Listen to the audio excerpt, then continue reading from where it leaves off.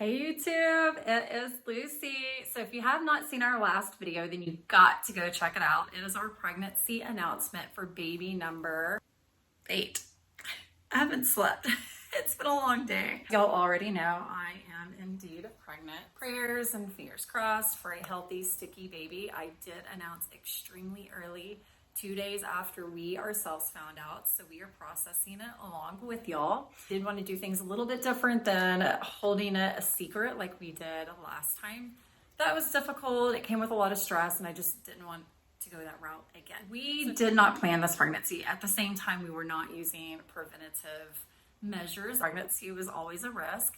I am 14 months postpartum, which means Oakland is 14 months old. I cannot believe that. That is insane to me. What is even more insane is that I hadn't had a cycle at 14 months. My cycles almost always return between that 6 to 9 month time span.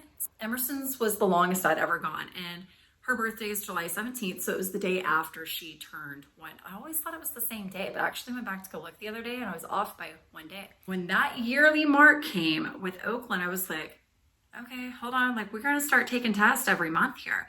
And it's not even that there was a risk, because Oakland is very much a booby baby. There was not really the opportunity to have sex to even get pregnant, but I still was suffering from like PTSD of my baby. Like, I love him. The birth was amazing. He's not an easy baby, y'all. Went on vacation in August around the 9th or the 10th. And I knew that I was gonna have a few alcoholic beverages. So take a test, gotta make sure, even though there's no chance. Okay, but it was like, I don't know what is up with the first response test. They're kind of janky here lately. It showed like a very, very faint positive. I would say typically it was just, I would write it off as like an indent, but when I would invert it, it would have a little bit of color to it. A few days later, I was feeling super crampy. There was something going on with my body, didn't know what. Sent Joel to the store. I was like, what if I'm ovulating? Like, could you imagine? And he was like, you know, this is the first time we've had sex in I don't know how long. And we did it like 5 times back to back. We went to the store at 1 o'clock in the morning to Kroger's because it's the only place that's open. Take the test. And if you were experienced, take an ovulation test, then you can kind of gauge, even if the test isn't positive all the way, you can gauge whether it's like coming up on ovulation or on that tail end of ovulation. And that's where this test was. So Joel and I looked at each other like, okay, so the next 2 weeks is gonna go by very slow. We knew pregnancy was likely. So we had a little bit of time to kind of process the idea of having an 8th baby. Feeling all kinds of emotions. I was sitting here on Instagram, like posting pictures and reminiscing from our first trip. And I was like, babe, what if we go back to Galveston? I am the least impulsive person on the face of the earth. So when he said yes, I was like, okay, hold on. You know, that was the answer I was looking for, but I don't know that I was ready for that. Like, wait, what? We actually can? And I needed it, y'all. I needed it so bad. 16th of August, I started cramping. And I'm sitting here trying to do the math in my head. I'm like, okay, I had a tail end ovulation test positive on the 9th through the 10th. And now it's the 16th and I'm crampy. My back hurts. What is the gap between these 2 days? Wait a second. Is that implantation? All these, like, I've got all these thoughts and I'm talking them out with a friend and I'm talking to Joel and we're just like, I don't know. So now wait, how many days? Because I haven't had a cycle. So it's like, okay, so if the 16th of August is implantation, how many days before I can take a test? Take another pregnancy test because we're going back to Galveston. Take it, negative. I mean, it could not have been more negative. So I was like, oh, okay, cool, great. We get down to Galveston and the first morning I woke up there, I felt dizzy. I almost felt like I'd had a drink, like several drinks, and the world was kind of spinning, except for I'd had nothing at all. I never even ended up drinking. Something's going on. I don't know what it is. Whatever, something's going on. So then we go eat, and Joel ordered, it's happy hour, so he ordered a pitcher of beer and poured me a drink, and I took a sip, and I was like, no, I'm good. You can have it. You can have it all. He was like, what? What are you talking about? No, go ahead and have it. And I was like, no, like, and I couldn't pinpoint it. I was just like, no, I'm good. I don't want it.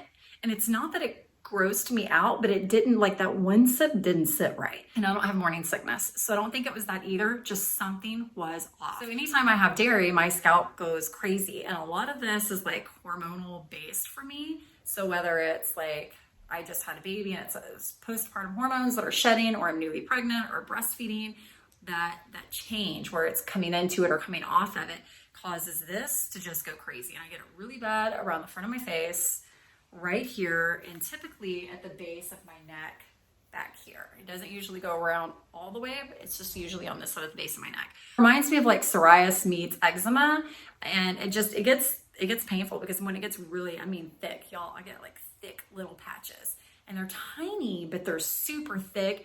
And when they start to come off, they just get really scaly. And I usually have like 3, 4, 5 at a time. So when we were in Galveston, I noticed I started getting like the thickest one I've ever had right here. And of course I was sunburned in the part of my hair. So it was like super bad. The night before we leave Galveston, I'm going to go fishing with the girls. I had Pace and Jacelyn. Long story short, we didn't get to fish. It was a bit of a nightmare and a crap show. And I was like, well, what do we do? Like, this is our time to wind down from the baby, wind down from the toddlers. Like, my big kids are getting big, and they're kind of at the point where, you know, us adults are, where it's like, we need to, you know, decompress from the littles. They're a lot. And we have a lot of them. We need that time to ourselves on a different level. So I like to go do things with them late at night. That's our time together. And we had nothing to do because it's Galveston and everything closed at like 9 or 10. So it was like, girls, I don't know, we can just drive around. We can go to the gas station and get like a little pint of ice cream. We'll figure it out. We'll just not go home. We stopped by Kroger's because, again, in Galveston, it is also the only place open. I asked them to, you know, go look at something. I'm going to go get a test. They had no idea what I was getting though. So I went to go get a test. Went to a gas station because I had to get gas, when in all reality, I peed at the gas station on the pregnancy test. We get back to the condo, hadn't looked at it at this point, sent the kids up to the condo, texted Joel, told them that they were on their way. And I'm like in the car, like my flashlight is out, and I'm like staring at this first response test. Like, is there a line? Can I see it? I'm like re-angling it and turning on the little lights in the van. And I'm like, hold on, like, I can't tell, but I'm pretty sure I see something, that these tests are the worst, but it was the only test they had. Y'all, there's a lot going on in my head, a lot. And anybody who has been in this position knows you're gonna look at that test and and you're gonna look at it again like something's gonna change. Stairs, Joel's like, hey, baby's awake, ready to nurse, cool. We walk over to the stairs and I'm telling him, so I think I might be pregnant. So I pull up the test, I show him, and he's like, no, I see it, but it's very faint. And I was like, it is, but isn't it positive still? Next day, we get a digital and it says pregnant, clear as day. I was like, okay, well, that solves that. On a whim, decided to write in the beach. So if you've seen that picture, I wrote in the sand, Eades baby 8, and that's how we told the kids. Again, I did not want to keep it a secret. We told them immediately. And then we told y'all immediately. On the drive home from that trip, I was editing that video. If this ends in a loss, that will totally suck having to tell everybody, but this is real life, and I've always kept as much as I could real for y'all while maintaining our privacy and safety. So I did, you know, this is something that I wanted to share with y'all. So I am not far enough along to know anything, you know, like being out of the woods, or no gender, anything like that, guys. Like, I think I told y'all when I was like 3 weeks and X amount of days pregnant, whatever that is. Somebody do the math for me, because I haven't even had time to do it myself. It has been forever since I've done a pregnancy vlog, but there's not really much to update on like week 3, week 4. I can angle it down so you can see the starting point. This is what we're working with here. This is all food, baby, right now. This is post 2 Galveston vacations. I have no idea what my measurement is. And y'all know there's not much, no matter how many kids you've had, there's not much there at like 3 weeks to begin with. So, as for plans go, we are planning another unassisted birth. We plan on hiring the same photographer. For the most part, all of the things in the past are gonna be the same. The only thing that's changing is breastfeeding. I know, there's been a lot of questions about that, especially if you're over on Instagram. Start with number one. Number one being, if you have any advice on bottle feeding and breastfeeding when you are available, please let me know. Y'all, I've tried this so many times, especially with baby number 5, 6, and 7. I went back to work after I had my 5th baby, and I love my job. Like, I genuinely love my job, and I wanted to go back earlier than what I ever ended up getting to after having a baby because of breastfeeding. So do I resent breastfeeding to some extent? Yes, I do. I mean, let's be honest here. I've been breastfeeding for over 12 years, and some mamas want to do it, 30 years. That's not me. I love breastfeeding.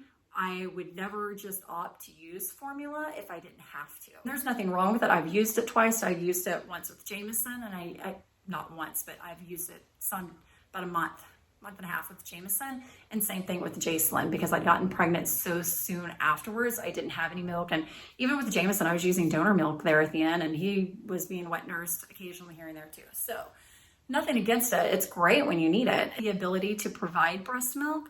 So I'm going to pump.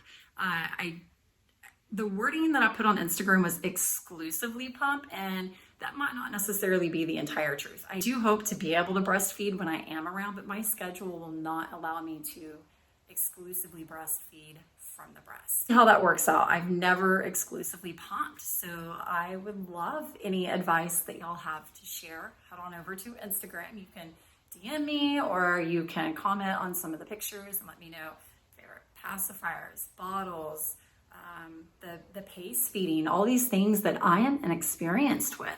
I am turning to you guys for all the help and the wisdom that y'all have to share with me. Something big that is going on in mine and Joel's life is that we are both back in college. It has been a long time coming, and I get goosebumps because I have dreamed of this, and it's gonna make me teary-eyed. I have dreamed of this for a long time. So,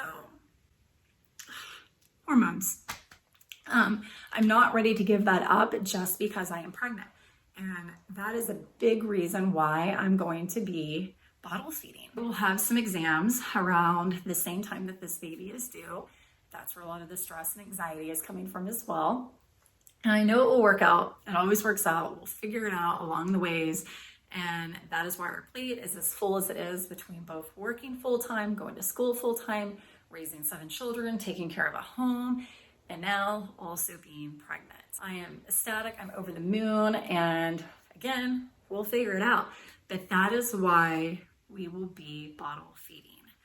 This is an important dream, and I don't want to push it to the side any more than I have already because of the children that I've had, and wanted to give them the things and the opportunities that I have given them, like exclusively breastfeeding. I am old. I started YouTube back when I was like, 22, 23, somewhere around there. I'm 36, and I'm going to be 37 by the time that this baby is born. So I'm done putting my dreams on hold. This is something that we're gonna see through. It might take a long time between having everything that we do going on in our lives, but yeah, so that is mine. I'm happy to share that news with y'all. Prayers for us. If you pray and you're the praying kind, we totally appreciate it. Until next week, I will see y'all later. Bye.